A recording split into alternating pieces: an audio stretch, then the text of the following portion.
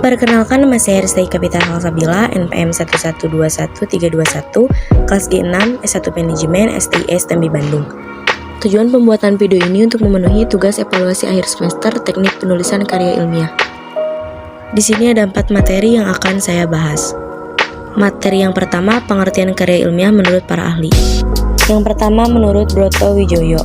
Menurut Broto Wijoyo, karya ilmiah adalah karangan ilmu pengetahuan yang menyajikan fakta dan ditulis menurut metodologi penulisan yang baik dan benar.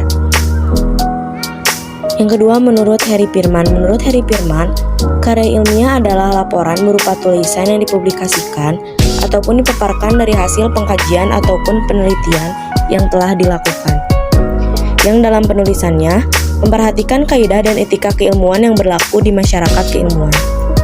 Yang ketiga, menurut Jones. Menurut Jones, karya ilmiah adalah karangan ilmiah yang ditunjukkan untuk masyarakat tertentu ataupun profesional yang biasanya bersifat karya ilmiah tinggi. Materi kedua adalah jenis-jenis karya ilmiah. Di sini ada 7 jenis karya ilmiah. Yang pertama, makalah. Makalah merupakan karya ilmiah yang menyajikan sebuah masalah yang penyelesaiannya mengandalkan berbagai macam data yang ada di lapangan. Karya ilmiah ini bersifat empiris dan juga objektif. Yang kedua, artikel. Artikel dapat diartikan sebagai karya tulis yang sengaja dirancang untuk dimuat dalam jurnal ataupun kumpulan artikel yang dibuat dengan memperhatikan kaidah penulisan ilmiah dan mengikuti pedoman ilmiah yang berlaku. Yang ketiga, kertas kerja. Kertas kerja atau work paper pada dasarnya sama dengan makalah, namun dimuat dengan analisis yang lebih mendalam dan tajam, serta dipresentasikan pada seminar atau lokakarya yang biasanya dihadiri oleh para peseminar.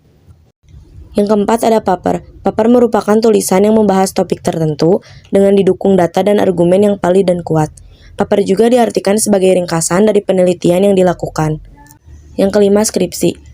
Skripsi adalah suatu karya untuk menghasilkan ilmu pengetahuan atau sesuatu yang dapat dipertanggungjawabkan secara ilmiah dan dikerjakan menurut aturan dan tata cara tertentu. Tujuan skripsi untuk mengembangkan ilmu dari berbagai pengetahuan yang telah dipelajari selama bangku perkuliahan. Yang keenam, ada tesis. Tesis merupakan karya tulis ilmiah mahasiswa untuk menyelesaikan program studi S2 atau Prakarya yang bersifat lebih mendalam dibanding dengan skripsi. Tesis mengungkapkan pengetahuan baru yang didapat dari penelitian yang dilakukan individu yang bersangkutan. Yang ketujuh, disertasi. Disertasi adalah karya tulis ilmiah resmi akhir seseorang mahasiswa dalam menyelesaikan program S3. Disertasi merupakan bukti kemampuan mahasiswa dalam melakukan penelitian yang berhubungan dengan penemuan baru dalam program ilmu yang dipilih seorang mahasiswa S3. Materi yang ketiga adalah karangan. Karangan adalah karya tulis hasil dari kegiatan seorang untuk mengungkapkan gagasan dan menyampaikannya melalui bahasa tulis kepada pembaca untuk dipahami. Berbagai bentuk atau jenis karangan diantaranya karangan narasi, deskripsi, argumentasi, eksposisi, dan persuasi. Karangan-karangan tersebut merupakan contoh karangan non-ilmiah, biasa dikenalkan mulai jenjang SD dan didalami sampai jenjang perguruan tinggi. Ada 6 jenis karangan. Yang pertama, karangan narasi. Karangan narasi merupakan salah satu jenis karangan atau karya tulis yang berupa rangkaian peristiwa baik fiksi maupun non-fiksi, yang disampaikan sesuai dengan urutan waktu yang sistematis dan logis. Pada karangan narasi terdapat tahapan-tahapan peristiwa yang jelas, dimulai dari perkenalan, timbul masalah, konflik, penyelesaian, dan penutup. Yang kedua, karangan deskripsi. Karangan deskripsi merupakan suatu bentuk karya tulis yang menggambarkan atau melukiskan suatu objek maupun benda kepada pembaca, seolah-olah pembaca merasakan, melihat, atau mengalami sendiri topik di dalam tulisan. Yang ketiga, karangan eksposisi. Jenis karangan yang berisi tentang penjelasan maupun pemaparan mengenai suatu informasi kepada pembaca. Tujuan karangan ini adalah untuk memberikan informasi yang sejelas-jelasnya kepada pembaca. Yang keempat, karangan argumentasi. Karangan argumentasi merupakan jenis karangan yang berisi pendapat atau argumen penulis tentang suatu hal. Karangan ini bertujuan untuk meyakinkan pembaca agar memiliki pandangan yang sama akan suatu hal dengan. Yang keempat, karangan argumentasi. Karangan argumentasi merupakan jenis karangan yang berisi pendapat atau argumen penulis tentang suatu hal. Karangan ini bertujuan untuk meyakinkan pembaca agar memiliki pandangan yang sama akan suatu hal dengan pandangan penulis. Yang kelima, karangan persuasi. Karangan persuasi adalah salah satu bentuk karya tulis yang berisi ajakan-ajakan kepada pembaca untuk melakukan atau mempercayai suatu hal. Dan yang keenam adalah karangan ilmiah. Karangan ilmiah merupakan jenis karangan ilmiah yang biasanya digunakan untuk menulis suatu hasil sebuah penelitian yang telah dilakukan, di mana seorang peneliti melakukan pengamatan dan penelitian terlebih dahulu untuk mendapatkan berbagai data dan informasi. Kemudian data dan informasi yang telah terkumpul diolah dan dituliskan ke dalam karya penulisan ilmiah.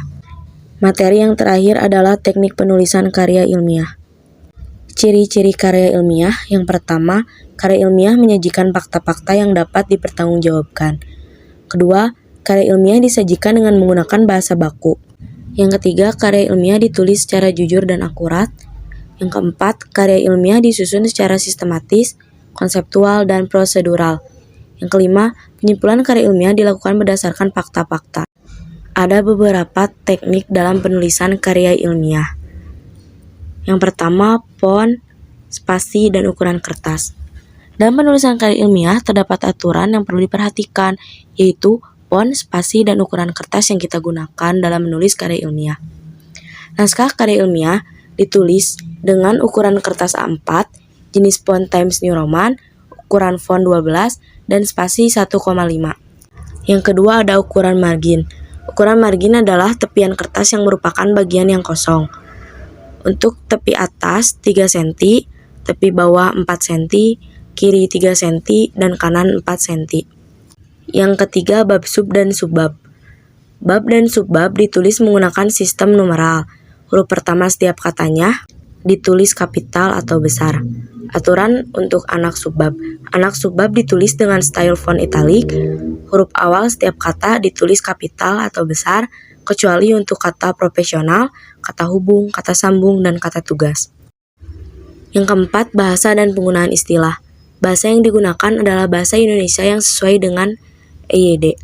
Bahasa Indonesia mengacu pada Permendikbud Nomor 50 Tahun 2015 tentang Pedoman Umum Ejaan Bahasa Indonesia.